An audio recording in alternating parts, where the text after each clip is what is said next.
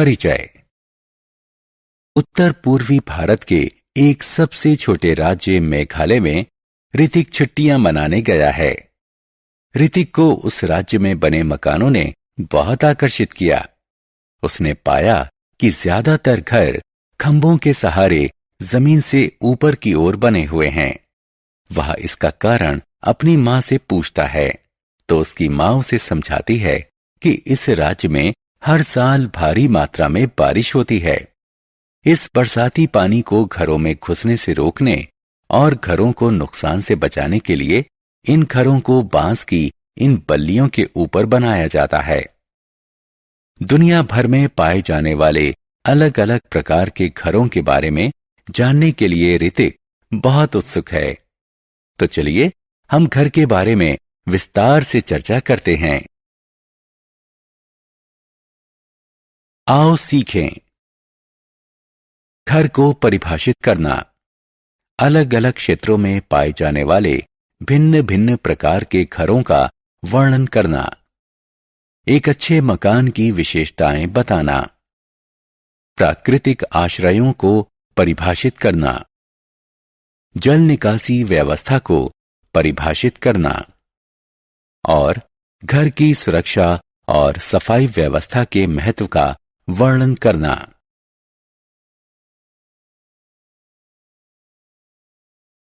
मकान। मकान किसे कहते हैं? मकान एक इमारत या स्थान होता है जहां लोग अपने परिवार के साथ रहते हैं। हिमाच्छादित क्षेत्रों में घर। अलग अलग स्थानों के घरों में अलग अलग अंतर होते हैं।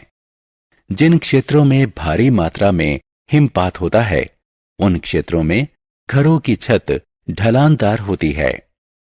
ढलानदार छतें बर्फ को छत पर जमा होने से रोकती हैं।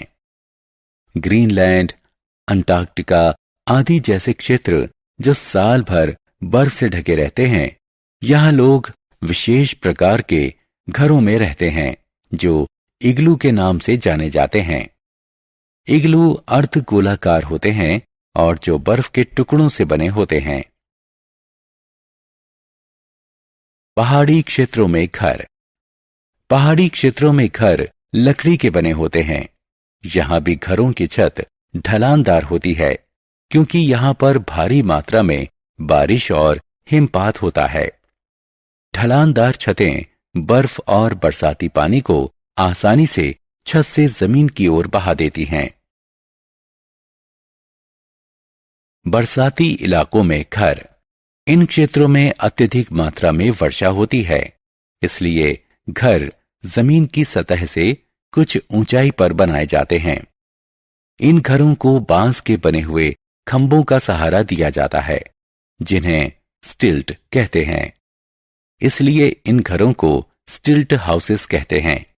स्टिल्ट घर लोगों को बाढ़ के पानी से बचाते हैं, जो इस प्रकार के क्षेत्रों की प्रमुख विशेषता है। ग्रामीण घर।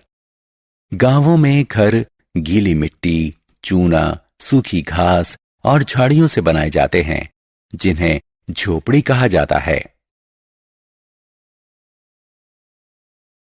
शहरों और कस्बों में घर। कस्बों और शहरों में घर ईंट और सीमेंट से बनाए जाते हैं। यह एक मंजिला या बहुमंजिला होते हैं। इन बहुमंजिला इमारतों में अलग अलग प्रकार के परिवार रहते हैं। अच्छा घर। घर छोटा अथवा बड़ा हो सकता है। एक अच्छा घर वो होता है जो हवादार हो, जहां पर्याप्त सूरज की रोशनी आती हो, जिसमें खाना पकाने का अलग स्थान हो, जिसमें सोने के लिए अलग स्थान हो, जिसमें स्नान घर और शौचालय अलग से हों, जिसमें मेहमानों के स्वागत के लिए एक अलग स्थान हो। प्राकृतिक आश्रय। आदि मानव घर नहीं बनाते थे। इसकी जगह वो प्राकृतिक आश्रय स्थल जैसे गुफाओं, पथरीली दरारों आदि में रहते थे। यह आदि मानव को खराब मौसम की स्थिति, जंगली जानवरों आदि से सुरक्षा प्रदान करते थे।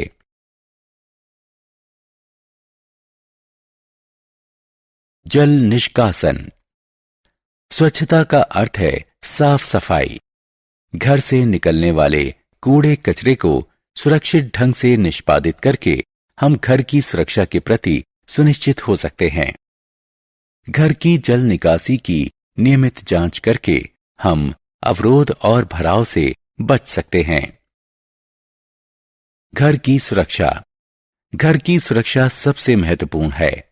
गंदा पानी घर के आसपास जमा न होने दें, इससे घर को नुकसान पहुंचता है। ऊपरी टैंक से होने वाले रिसाव को डाट लगाकर बंद कर देना चाहिए। घर में लकड़ी के सामान को दीमक से बचाना चाहिए।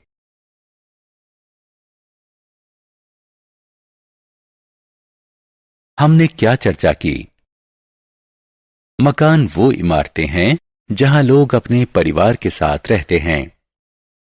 इग्लू उन क्षेत्रों में पाए जाते हैं जो वर्ष भर बर्फ से ढके रहते हैं। स्टिल्ट घर वहां पाए जाते हैं जहां भारी मात्रा में बारिश होती है। गांव में घर गीली मिट्टी, चूना, सूखी घास और झाड़ियों से बनाए जाते हैं, जिन्हें झोपड़ी कहते हैं। शहरों और कस्बों में मकान ईंट और सीमेंट से बनाते हैं।